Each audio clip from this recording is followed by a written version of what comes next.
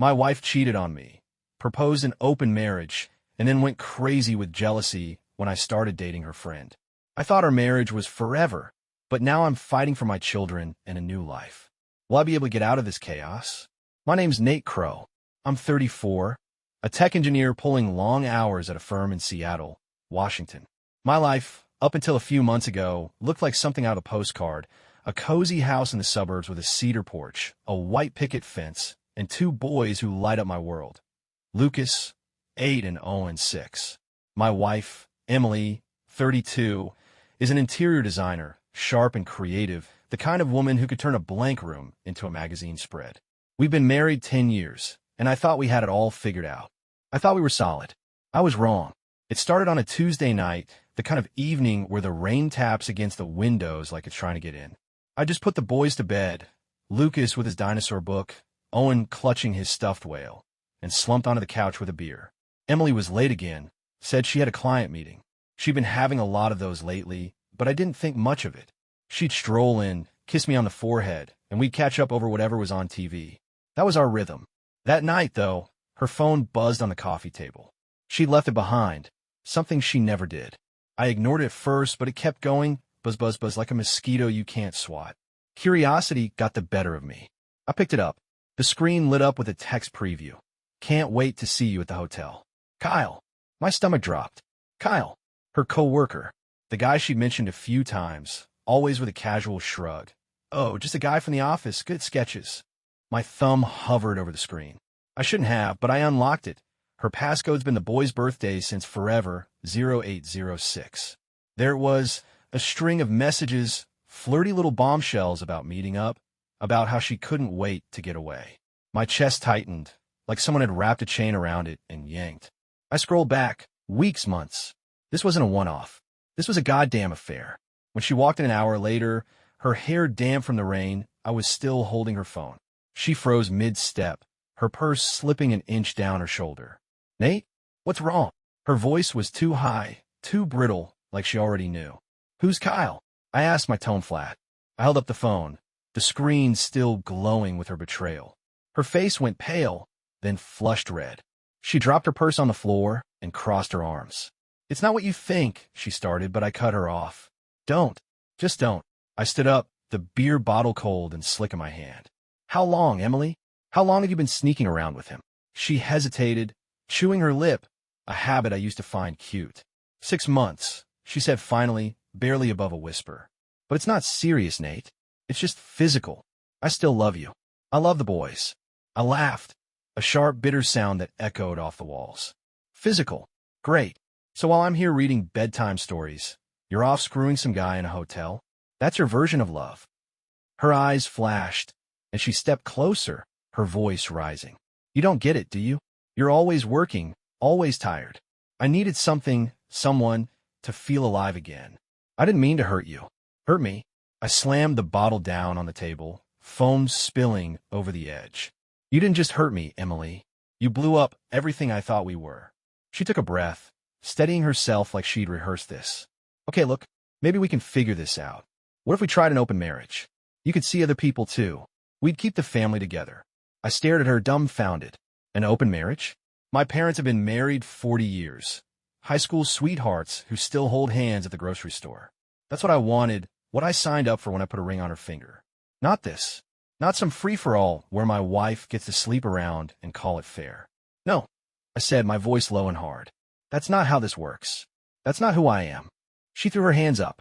Then what, Nate? You want a divorce? You want to tear this family apart over something that doesn't even matter? Doesn't matter? I stepped toward her, my pulse hammering in my ears. You've been lying to me for half a year. You've been walking out that door, kissing me goodbye, and then climbing into bed with him. And you think that doesn't matter? She didn't answer, just looked away, her jaw tight. I turned and grabbed my jacket from the hook by the door. I'm sleeping in the guest room tonight. Figure out what you're going to say to the boys when they ask why Daddy's mad. Nate, wait, she called, but I was already halfway down the hall. I shut the door behind me, locked it, and leaned against it, my breath ragged. The room smelled faintly of paint and in used pillows, a stark contrast to the chaos in my head. I sank onto the bed, staring at the ceiling. 6 months. 6 months of lies. How did I not see it? The late nights, the new perfume, the way she dodged my touch sometimes. I chalked it up to stress to her job. I'd been blind. The next morning, I got the boys up for school like nothing was wrong. Pancakes, orange juice, a quick love you as they ran out to the bus. Emily hovered in the kitchen, her eyes red, probably from crying or lack of sleep. I didn't care. We need to talk tonight, I said, grabbing my keys. After they're in bed. She nodded, silent for once. I drove to work in a fog, the Seattle skyline blurring past me. My cubicle felt like a cage, the hum of computers and chatter of coworkers a dull roar in my ears. I couldn't focus. All I could think about was her with him, laughing, touching, sharing secrets she'd never share with me. By the time I got home, I made up my mind. I wasn't leaving, not yet. Not because I wanted to stay with her, but because I'd be damned if I let her rip my boys away from me over this. That night, after Lucas and Owen were tucked in, I sat her down at the kitchen table. The dishwasher hummed in the background, a mundane soundtrack to the end of my world. I'm not doing your open marriage thing, I said, folding my arms. But I'm not divorcing you either. Not right now. The boys don't deserve that. Her shoulders sagged with relief, but I wasn't done. This doesn't mean I forgive you. It means I'm stuck, Emily. Washington's a no-fault state. Divorce screws the dad 9 times out of 10. I'd lose the house, the kids, everything. So I'm staying. For them. You want to keep seeing Kyle? Fine. But don't expect me to play happy husband. She reached for my hand, but I pulled back. Nate, I'll stop. I swear. I don't want to lose you. Too late for that, I said, standing up. You already did. I walked out to the garage, where I keep my old boxing gloves. I hung the bag years ago, back when I thought I'd have time for hobbies. Now it was just me and the thwack of leather against canvas, each punch a release I couldn't find anywhere else. Emily's words echoed in my head. It's not serious. I love you. But they were hollow. She'd chosen him over us, over me. And I'd chosen to fight, not for her, but for what was left of my family. What I didn't know then was that this was just the beginning. Things were about to get a hell of a lot messier. I'm Nate Crowe, and my life's turned into a battlefield I never signed up for.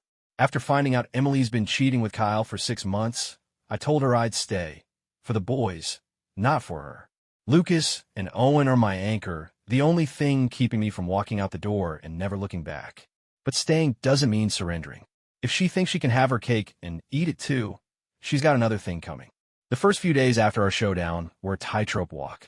I wake up at dawn, make breakfast for the boys, waffles for Lucas, scrambled eggs for Owen, and get them off to school with a smile I didn't feel. Emily hovered around the house like a ghost, trying to catch my eye, muttering apologies I didn't want to hear. Nate, I'll end it with Kyle, she said one morning, pouring coffee I didn't ask for. I didn't even look at her. Do what you want, I replied, grabbing my keys. Just keep it away from me and the kids. Work was my escape. The hum of servers and the clack of keyboards drowned out the noise in my head. But even there, I couldn't shake it. The image of her with him, laughing at me behind my back. I trusted her with everything. My heart, my future, my family. And she traded it for some sleazy fling. I wasn't going to let it break me, though. If she could play her game, I'd play mine. That's when Sofia came into the picture. Sofia Diaz, Emily's best friend from college. The one who'd always been around. Birthday parties, barbecues, you name it. She's 33, a graphic designer with dark hair and a sharp wit that could cut glass. We'd always gotten along, but I'd never thought of her as anything more than Emily's shadow. Until now. I called her one evening, sitting in my truck outside the office, rain streaking the windshield. Hey, Sofia, you free for coffee? I asked, keeping it casual. Sure, she said, her voice warm but curious. Everything okay? Not really, I admitted. Can we talk? We met at a diner off I-5, a hole in the wall with chipped mugs and a jukebox stuck on old Springsteen. I spilled it all. Emily's affair, the open marriage nonsense, my refusal to let it destroy the boys. Sofia listened, stirring her coffee, her brown eyes steady. That's messed up, Nate, she said when I finished. You don't deserve that. Yeah, well, neither do Lucas and Owen, I said, rubbing my face. I'm stuck, Soph. Divorce in Washington screws the dad. Courts hand the kids to the mom unless she's a total train wreck. I can't risk losing them. She nodded, thoughtful. So what's your plan? Just grit your teeth and take it. I smirked, a spark igniting in my chest. Not exactly. Emily thinks she can have it all. Me at home, Kyle on the side. What if I flipped the script? What if I started seeing someone too? Her eyebrows shot up, but a grin tugged at her lips. You're serious? Why not? I leaned forward, the idea taking shape. She opened the door. I'm not saying I want to fling. God knows I'm not built for that. But if she sees I'm not just sitting here pining, maybe she'll rethink her little game. Sofia laughed, a low, easy sound. You're diabolical, Nate Crowe. All right, I'm in. Let's make her squirm. That's how it started. A week later, I took Sofia to dinner. Nothing fancy, just a burger joint near Lake Union. We laughed over fries, swapped stories about the boys, and for the first time in weeks, I felt human again. She snapped a selfie of us, her head tilted against mine, and posted it with a vague caption. Good company, good vibes. I didn't ask her to, but I didn't stop her either. Let Emily see it. Let her wonder. She did. The next night, I got home late from work, and Emily was waiting in the living room, her arms crossed, eyes blazing. What the hell, Nate? You're with Sofia now. Her voice was sharp enough to cut steel. I shrugged, tossing my jacket on the couch. You wanted an open marriage, right? I'm just taking your advice. That's not what I meant, she snapped, stepping closer. Sofia's my best friend. How could you? How could I? I turned on her, my voice rising despite myself. You've been screwing Kyle for 6 months, lying to my face, and you're mad I had dinner with someone? You don't get to play the victim here, Emily. She flinched, but her jaw tightened. I told you I'd stop. I meant it. Then stop, I said, cold as ice. But don't expect me to trust you. And don't expect me to sit around waiting while you figure out what you want. She stared at me, her mouth opening and closing like she couldn't find the words. Finally, she stormed upstairs, slamming the bedroom door. I grabbed a beer from a fridge and sank into the recliner, my pulse pounding. It felt good, damn good, to hit back. But it wasn't enough. The next day, Sofia texted me. She called me. Freaked out. You sure about this? I replied, yeah, let her stew. I wasn't in love with Sofia. Not yet, maybe not ever, but she was a lifeline, a way to keep my sanity. And if it made Emily jealous, made her feel a fraction of the hurt she'd dumped on me, so be it. Things escalated fast. Emily started hovering more, asking where I was going, who I was texting. I kept it vague, letting her imagination run wild. One night, I came home with a bouquet of daisies. Not for her, but for the hell of it. She saw them and froze. For Sofia? She asked, her voice tight. Maybe, I said, setting them on the counter. Does it matter? Her eyes welled up, but I walked past her to check on the boys. No tears were going to fix this. She'd made her bed. Let her lie in it. What I didn't expect was how it'd feel to have the upper hand. It wasn't just revenge. It was power, a way to take back what she'd stolen. Sofia and I kept it light, coffee here, a hike there, but Emily didn't need to know that. She started leaving voicemails for Sofia, begging her to back off. Sofia played them for me one night over beers at her place, and we laughed until my sides hurt. She's losing it, Sofia said, wiping her eyes. You're a genius. Maybe, I said, grinning. Or maybe I'm just done being the fool. But beneath the bravado, I was still raw. Every time I saw Emily's face, guilty, angry, desperate, I remembered the woman I'd loved, the one I'd built a life with. That woman was gone, replaced by someone I didn't recognize. And the boys? They were starting to notice the chill in the house, the way Mommy and Daddy barely spoke. I'd shield them as long as I could, but I knew this couldn't last. Something had to give, and soon it would. I'm Nate Crowe, and my life's a chess game I didn't ask to play. Emily's affair with Kyle turned our marriage into a war zone, and my move with Sofia, her best friend, flipped the board. I wasn't in love with Sofia, not really, but watching Emily squirm gave me a twisted kind of satisfaction. It was the first time in months I felt like I wasn't drowning. But wars don't stay static, and this one was about to escalate. The tension at home was a live wire. Emily stopped apologizing and started fighting back. Little jabs at first, like leaving her phone out with Kyle's text on display, daring me to react. I didn't. I'd check on Lucas and Owen instead, keeping their world steady while ours cracked. But she wasn't done. One night, she cornered me in the kitchen, her voice low so the boys wouldn't hear. You think you're clever, don't you? Parading around with Sofia like some big shot. I leaned against the counter, arms crossed. You wanted freedom, Em? I'm just following your lead. Her eyes narrowed. This isn't freedom. This is you trying to punish me. Maybe it is, I said, my tone even. You've been punishing me for 6 months. Fair's fair. She stormed off, and I thought that was it. But the next day, I came home to find her cooking my favorite, steak and mashed potatoes, the smell hitting me like a memory of better days. The boys were at the table, chattering about school, and she smiled at me like nothing was wrong. Sit down, Nate. Let's eat as a family. I hesitated. It was a trap, I knew it, but Lucas looked up with those big eyes. Please, Daddy. And I couldn't say no. We ate, the clink of forks loud in the silence between us. Afterward, she tried to brush my arm as I cleared the plates. See, we can still be us, she said softly. I pulled away. This doesn't change anything. Her face fell, but I didn't stick around to see the tears. That's when I decided I needed a real break, not just coffee with Sofia, but something to reclaim my life. I'd always wanted to take the boys camping, get them out of this mess and into the wild. So I bought a rig. I used Airstream, silver and scratched but solid, with bunks for them and a bed for me. I found it on Craigslist, haggled the guy down to $15,000, and spent a weekend fixing it up. When I told Lucas and Owen we were hitting the road, their faces lit up like Christmas. Can we see bears? Owen asked, bouncing on his toes. Maybe, I grinned. But no feeding them your brother. Emily wasn't thrilled. You're taking them away from me? She demanded, hands on her hips as I loaded the truck. They need this, I said, strapping a cooler. And frankly, so do I. You're welcome to come. She didn't. We headed to Olympic National Park.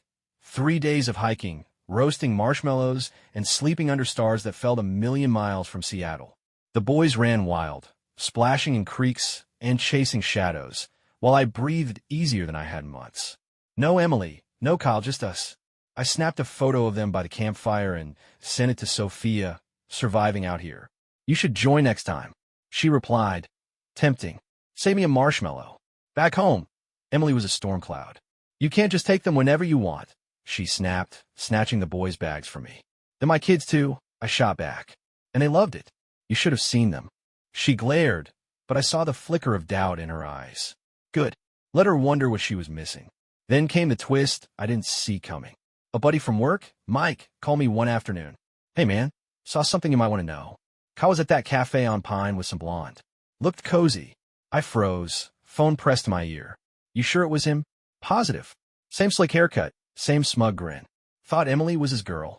She is, I said, a slow burn starting in my gut. Or was.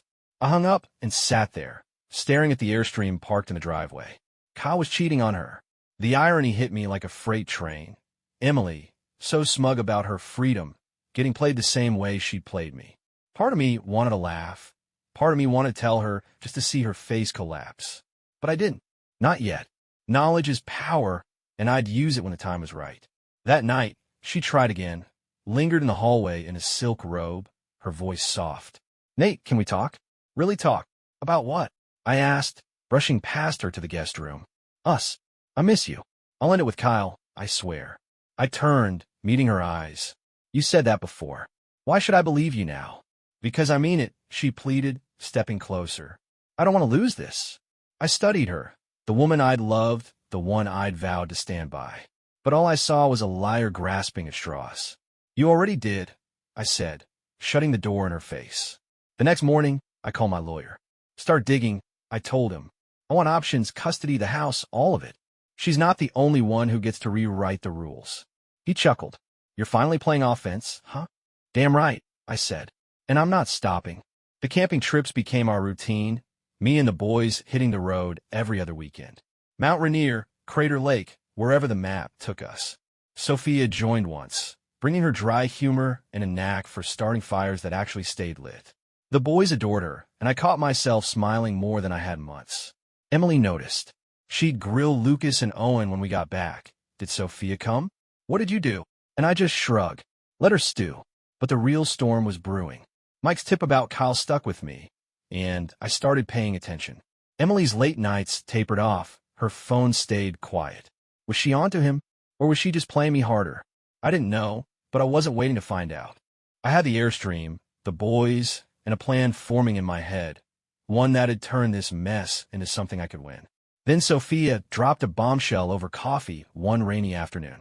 Nate, there's something you need to know, she said, her voice low. I've been digging quietly. Kyle's not just two-timing Emily. He's got a record. Fraud, petty theft. She doesn't know. I lean back, the diner's hum fading. You're kidding. Nope, she said, sliding a folder across the table. Thought you might want leverage. I opened it, my pulse racing. This wasn't just revenge anymore. This was ammunition. I'm Nate Crowe, and I've been waging a quiet war. Emily's affair with Kyle shredded our marriage. But I turned the tables, hitting the road with Lucas and Owen, leaning on Sofia, and building a life that didn't revolve around her lies. Now, with Sofia's bombshell about Kyle's shady past in my hands, I had a loaded gun. It was time to pull the trigger. The folder Sofia gave me sat on my desk for 2 days, taunting me. Fraud charges from 3 years back, a string of bad checks. Even a restraining order from an ex. Kyle wasn't just a cheater. He was a lowlife. I could have marched into the house and thrown it in Emily's face, watch her world crumble. But that'd be too easy. I wanted more than revenge. I wanted out, clean, with my boys and my dignity intact. So I called my lawyer, Dan, and laid it out. File for divorce. I told him over the phone, pacing the garage next to the Airstream. Full custody, the house, everything. She's been checked out for months. Use that. And this Kyle guy? Dig deeper. Sofia's got dirt, but I need it airtight. Dan whistled low. You're not messing around? Huh? All right, I'll draft it. But Nate, courts don't care about affairs unless it's neglect. You got proof she's been MIA with the kids. About camping logs, I said, gripping the phone. Weeks she didn't call them. School events she skipped. Lucas had a science fair. She didn't show. Owen soccer games? Same. I've been the constant, Dan. She's been chasing her fling. That'll help, he said. Send me everything. We'll bury her. I hung up and started compiling. Photos, dates, texts where she brushed off the boys with excuses. Every trip in the Airstream was a brick in my case. Every I'm busy from her a nail in hers. But I needed more. That's where Sofia came in. We met at her place, a sleek loft downtown, all glass and sharp edges. She handed me a beer and sat across from me, her laptop open. You're sure about this? She asked, her tone careful. Dead sure, I said, cracking the bottle. What else you got? She smirked and slid a USB drive my way. Recordings. I tailed Kyle a few times, caught him with that blonde Mike saw. Plus some calls with Emily. She's clueless about his side piece, but she's spilling plenty about you. Says she'll fix things once you calm down. I plug it into my laptop, jaw tight. Her voice crackled through. Nate's just mad. He'll come around. I need this with Kyle, but I'm not leaving my family. Then Kyle, laughing, he's a sucker if he stays. My fist clenched, but I kept listening. Sofia had timestamps, locations, hotels, cafes, even a parking lot near her office. Gold. How'd you pull this off? I asked, looking up. She leaned back, crossing her arms. I've got skills, Nate. You didn't think I was just a designer, did you? I frowned. What's that mean? Her grin faded into something sharper. I'm a PI, private investigator. Been at it for years, side gig. Emily never knew. When you told me about Kyle, I figured I'd help. Pro bono, since it's you. I stared at her, the pieces clicking. The selfies, the outings, her knack for knowing things. It wasn't just friendship. You've been playing her this whole time. Not playing, she corrected. Gathering. You needed an edge. I got you one. I exhaled hard, a mix of shock and gratitude washing over me. Sofia, you're insane. And I owe you. Pay me in beer, she said, winking. Now, what's the plan? Divorce her, I said, voice steady. Use this to keep the boys. She doesn't get to walk away with them after this. The papers hit Emily a week later. I had Dan serve her at home while I took the boys camping. Crater Lake this time, their laughter echoing off the cliffs as I checked my phone for updates. She called me nonstop, leaving voicemails I didn't play. When we got back, she was a wreck, hair messy, eyes red, pacing the living room. Nate, what the hell is this? She demanded, waving the divorce packet. You taking the kids? The house. You left me no choice, I said, setting down the boys' bags. Go upstairs, guys, unpack. They scampered off. As she stepped closer, voice shaking. I'll fight this. I'll get custody. You'll see them once a month if you're lucky. You can't do this. Watch me, I said, calm as steel. You've been gone, Emily. Physically, emotionally gone. I got proof. You think a judge will side with you when they hear you've been shacking up with a con artist? Her face went white. What are you talking about? Kyle, I said, stepping into her space. Fraud, theft, a rap sheet longer than your excuses. You picked a real winner. She staggered back, clutching the papers. "You're lying." "Ask Sofia," I said, turning away. "Oh, wait. She's been on to him, too. Guess your best friend's not who you thought." The next month was chaos. Emily hired a lawyer, some slick guy who tried to spin her as the victim. Overworked mom, stressed wife. But Dan was a shark. In court, he laid it out. My logs, Sofia's recordings, even Kyle's record, courtesy of her digging. The judge, a stern woman with gray hair, didn't flinch as Emily's lawyer flailed. She cried on the stand, claiming she'd been lost, but the photos of her with Kyle, time-stamped during Owen's birthday party she'd skipped, shut that down fast. The kicker came when Sofia testified. She walked in, cool and professional, and dropped the truth. "I'm a licensed PI. I documented Ms. Crowe's neglect at Mr. Crowe's request." She prioritized her affair over her children. Emily's jaw dropped, her lawyer scrambling to object. Too late. The courtroom buzzed, and I caught Sofia's eye. She gave me a nod, subtle but solid. Emily's last card was a plea. "Nate, don't do this," she whispered as we left the stand. "We can still fix it." "No," I said, looking through her. "You fixed it already." The judge ruled that day, full custody to me, the house too. Emily got weekends, supervised for now, and a chunk of our savings to start over. She sat there, stunned, as I walked out, the weight lifting off my chest. Lucas and Owen were mine. I'd won, but victory's bittersweet. That night, I sat on the porch, beer in hand, the airstream gleaming under the moon. The boys were safe, asleep upstairs, but the house felt empty without the life we'd had. Sofia called, her voice cutting through the quiet. "You okay?" "Yeah," I lied, then sighed. "No, but I will be." "Good," she said. "You're tougher than you think, Nate." I hung up, staring at the stars. The war was over, but the scars were fresh. And I had one last move to make. I'm Nate Crowe, and I've just won the fight of my life. Emily's affair with Kyle tore our family apart, but I clawed my way out. Full custody of Lucas and Owen, the house, and a divorce that finally set me free. Sofia's reveal as a PI turned the tide, and now the dust's settling. But winning doesn't erase the wreckage. It just gives you a chance to rebuild.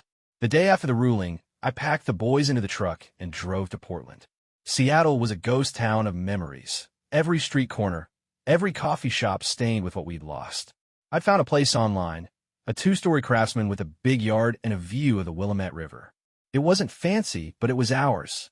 "Look, Dad, a tree house." Lucas shouted as we pulled up, Owen already racing to climb it. I laughed, the sound raw but real. This was it, a fresh start. Unpacking took a week. The boys claimed their rooms, scattering Lego bricks and posters of dinosaurs and whales. I kept the Airstream in the driveway, a silver reminder of our escape. Emily called once, her voice shaky through the voicemail. "Nate, I'm sorry. Can we talk about the boys?" I didn't call back. She'd see them on her weekends, supervised, court-ordered, no wiggle room. I wasn't shutting her out, but I wasn't opening the door wide either. They deserved a mom, not a revolving door. Sofia swung by that first weekend, a 6-pack of IPA in hand. "Housewarming gift," she said, stepping onto the porch. She looked different out of the courtroom. Jeans, a loose sweater, her PI edge softened. We sat out back, watching the boys chase fireflies as dusk crept in. "You did it, Nate," she said, clinking her bottle against mine. "Told you you're tougher than you think." "Thanks to you," I said, meaning it. "That PI twist, I still can't believe you pulled it off." She shrugged, a half-smile playing on her lips. "I've got a knack for surprises." Besides, Emily had it coming. We talked late into the night, about the case, the boys, the future. She wasn't just a friend anymore, not after everything. But I wasn't rushing into anything. I'd learned my lesson about leaping blind. "You sticking around Portland?" I asked as she stood to leave. "Maybe," she said, her eyes catching the porch light. "Got a client here next week." "We'll see." "Doors open," I said, and she nodded, a quiet understanding between us. Emily's first visit came a month later. She showed up at a park near the house, neutral ground, supervised by a court worker who hovered like a hawk. Lucas and Owen ran to her, hugging her tight, and I stayed back, hands in my pockets. She looked thinner, her hair pulled back, her smile forced. "Hey guys," she said, kneeling. "Missed you so much." They chattered about school, the treehouse, and she listened, nodding too fast. When they ran off to the swings, she glanced at me. Nate, can we? No. I cut her off, voice low. This is about them, not us. She swallowed hard, nodded, and turned back to the boys. I watched from the bench, a knot in my chest. She'd lost everything. House, kids, me. And I couldn't muster pity. Not yet. Weeks turned into months. Portland became home. The boys thrived, Lucas joined a robotics club. Owen started soccer again. I worked remote some days, tinkering with the Airstream on others. Sofia popped in now and then, sometimes with case stories that made me laugh, sometimes just to sit and watch the river with me. We took the boys camping once. Mount Hood, snow dusting the pines. She taught Owen how to skip rocks, and Lucas grilled her about detective gadgets. You're cool, Sofia, he declared, and she ruffled his hair. One night, after they were asleep, I found a letter in the mailbox. Emily's handwriting, no return address. I sat at the kitchen table, the house quiet, and opened it. Nate, I messed up. I thought I could have it all, call you the boys. I was wrong. He's gone, and I'm alone now. I don't expect you to forgive me, but I'm sorry. For everything. Tell Lucas and Owen I love them. No please, no promises, just regret, stark and plain. I folded it, slid it into a drawer, and stared at the wall. Part of me wanted to call, to say something. But I didn't. She'd made her choices. I'd made mine. The next morning, I woke early and took the boys to the coast, Cannon Beach, where the waves crash against Haystack Rock. We built a sandcastle, ate fish and chips, and ran for the tide. Their laughter bounced off the cliffs, and I felt it. Peace, fragile but growing. Back home, I grilled burgers in the yard, the smell mingling with pine and river air. Sofia texted, "How's the beach?" I sent a photo of the boys, muddy and grinning. "Perfect," I wrote. "You in next time?" Her reply, "Count me in." That night, I stood on the porch, the stars sharp overhead. The divorce had gutted me, stripped away the life I'd known.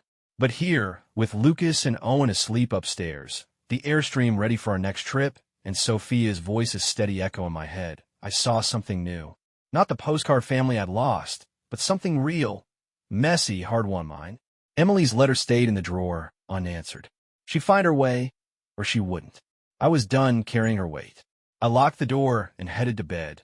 The boys' snores a soft rhythm through the walls. Tomorrow, we'd plan another adventure. Maybe the Cascades, maybe farther. The road was open, and for the first time in years, I couldn't wait to see where it led.